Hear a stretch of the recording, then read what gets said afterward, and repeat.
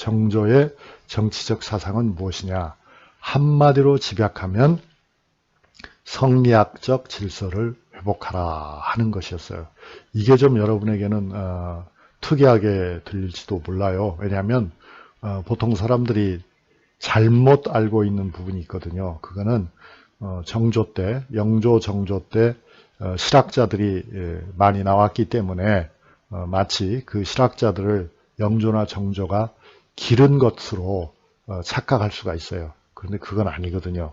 왕이 실학자를 기른 면도 있지만 그것은 그렇게 적극적이지도 않았고 그렇게 체계적인 것은 아니었습니다. 오히려 영조나 정조가 크게 관심을 쏟았던 부분은 조선의 국시인 성리학을 좀 더 튼튼한 기반 위에 세우는 것이었다. 그게 이제 정조의 경우는 특히 그럴 수밖에 없는 것이 아까 말씀드린 대로 정조는 굉장히 공부를 잘하는 왕이었어요. 그래서 왼쪽에 지금 사진을 보면 홍제전서라고 있죠. 홍제전서는 뭐냐면 홍제가 바로 정조의 호입니다.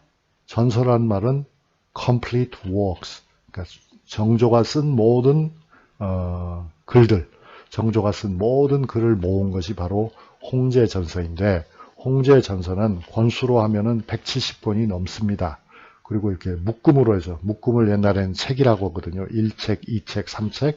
그 묶음으로. 그러니까 오늘날의 책이 바로 옛날의 책이죠. 그 책이 100책이나 돼요. 그러니까 말하자면 오늘날 권수로는 100권이나 되는 책을 정조는 썼다. 그만큼 큰 학자였다. 조선시대의 왕들 중에서 이렇게 문집을 만든 왕은 정조가 뭐 거의 유일한 왕이죠. 세종에게는 문집이 없었죠. 어쨌든 이렇게 홍제는, 즉 정조는 많은 글을 쓸 정도로 탁월한 학자였는데 무슨 학자였냐면 성리학자였다. 왜 그렇게 되었는가를 오른편에서 설명했죠. 그는 사도세자의 아들이었어요. 다 아시잖아요. 그래서 그는 누구보다도 탁월한 능력을 입증해야 되는 그런 처지에 있었다. 결국 공부를 잘하는 것 외에는 자신의 정당성을 강조할 수 있는 방법이 없었던 거예요. 그래서 죽어라고 노노맹자 대학 중용을 한 겁니다. 그래서 정조의 사고방식 속에는 딱 두 개로 나뉘는 거예요. 하나가 성리학, 이것은 올바른 학문. 성리학 유효 학문, 이것은 틀린 학문, 나쁜 학문. 이렇게 보는 겁니다.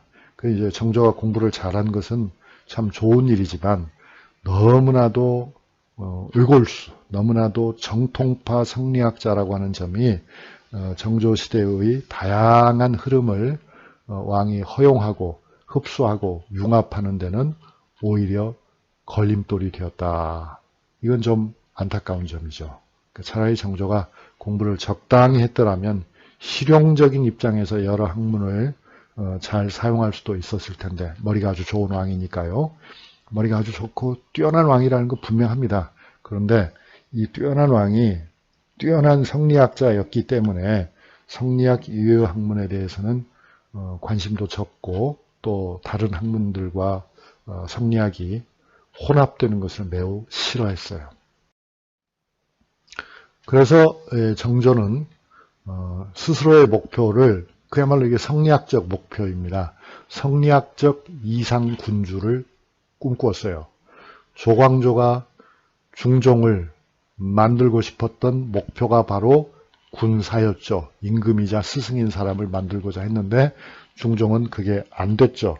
그런데 정조는, 영조도 그렇습니다만 영조와 정조는 스스로 군사를 자처할 정도였다. 그리고 거기에 대해서 아무도 이의를 제기하지 못할 만큼 훌륭한 학자들이었습니다. 이들은 앞에 쓴 것처럼 하늘을 대신해서 백성을 기르고 백성을 가르치는 존재가 왕이다. 즉 나는 임금이면서도 너희들의 스승이다. 이거야말로 정말 성리학적 이상이었죠. 그런 이상에 매우 근접했던 왕들이 영조요 또 정조였습니다.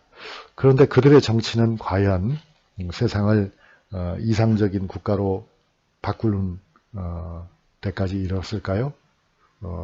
놀랍게도 그렇지 못했잖아요. 조선시대의 많은 패단, 조선시대 백성들의 많은 고생, 이게 다 영조와 정조시대에도 엄연한 현실이었거든요. 그래서 그들은 철학적으로는 대단히 높은 경지에 도달한 성리학자였지만 현실을 바꾸는 데에는 역시 많은 한계가 있었다 하는 것을 우리가 그냥 솔직하게 인정할 필요가 있습니다. 영조와 정조 때가 이상세계가 아니었어요. 그것은 결코 세종의 시대보다 더 나은 세상이 아니었다. 커녕 망하는 세상이었다는 점을 우리가 좀 똑똑히 알 필요가 있습니다. 왕들은 매우 훌륭한 자격을 가지고 있었지만 그러나 세상이 쉽게 좋아지지는 않았어요. 왜? 세상은 훨씬 복잡하니까 그렇죠. 그런데 이제 정조 같은 경우에는 요즘 말로 하면은 좀 뭐랄까 자존감, 뭐 장난스럽게 얘기하면 뭐 자뻑이라도 얘기하나요? 그런 자존감이 좀 지나친 점도 있었어요. 왜냐하면 나이가 한 40쯤 됐을 때 정조는 자기 스스로 호를 지었는데 그 호가 바로 뭐냐면 만천명월주인옹이라는 호예요. 그리고 옆에 지금 상단에 있는 도장이 있죠. 그게 바로 만천명월지옹이라고 하는 정조의 도장입니다. 그 뜻은 뭐냐면 만천, 만가지 천, 개울가, 즉 모든 백성이죠. 모든 백성들 위해 뚜렷이 빛나는 보름달과 같은 사람, 그게 정조 자신이라는 거죠. 그래서 모든 백성에게 은혜를 베푸는 매우 순수하고 매우 이상적인 왕이다. 그렇게 얘기한 거죠. 자, 세종이 이런 호를 쓸 수 있었을까요? 세종 같으면 그렇게 하지 못했을 겁니다. 세종은 왜냐하면 훨씬 더 겸손한 왕이었으니까요. 정조는 똑똑하긴 했지만 그러나 겸손함은 없었던 것 같습니다. 어쨌든 이 정조는 성리학 중심으로 그렇죠. 구질서를 강화하려고 했습니다. 왜냐하면 구질서가 17세기 이후에 많이 무너지고 있었잖아요. 그건 누구나가 다 알고 있는 사실이었죠. 세상이 매우 혼란해지고 있다는 건 누구나 다 알고 있었단 말입니다. 그래서 그 혼란을 극복하는 방법이 새로운 사회를 만드는 데 있다 이렇게 생각한 게 아니고 영조도 그렇고 정조도 그렇고 특히 정조는 성리학적 고전을 우리가 외면하기 때문에 세상이 혼란해졌다. 그 성리학적 고전으로 우리는 다 돌아가야 된다.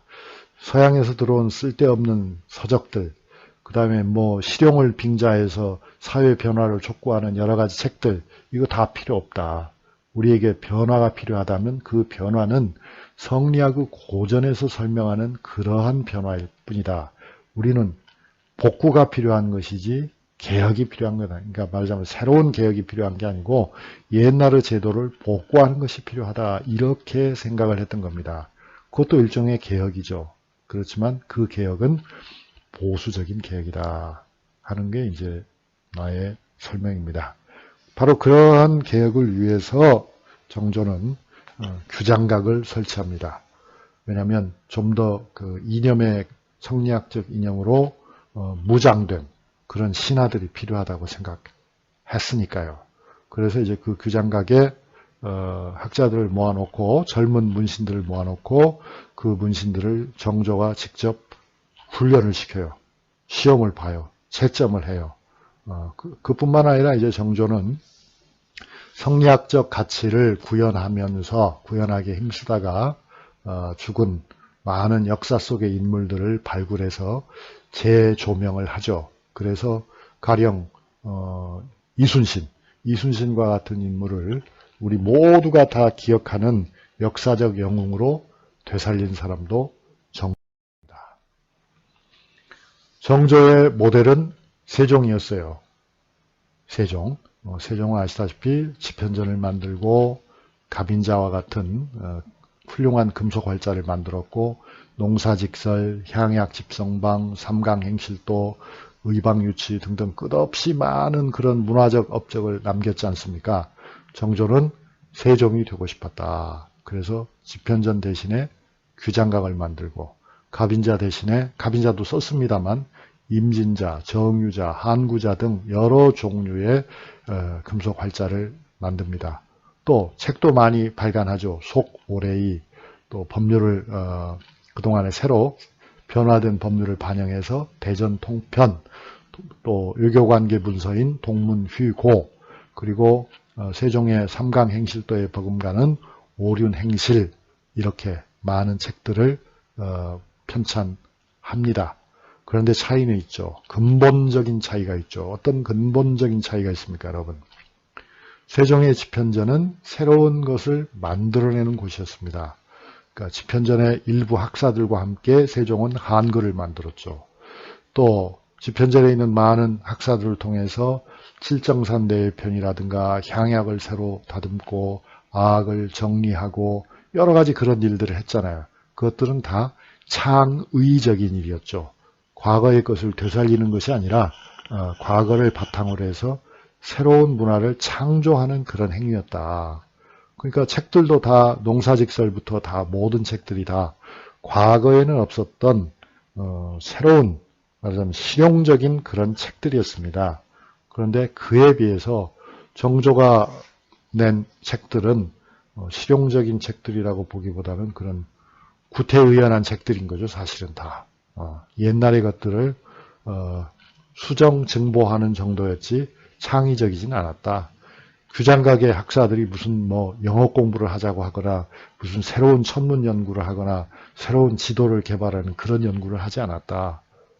이제 그런 점에서 정조는 역할 모델을 잘 설정했음에도 불구하고 세종과 같은 참신하고 창의적인 방향으로 미래를 여는 방향으로 나가지는 못했다는 거죠.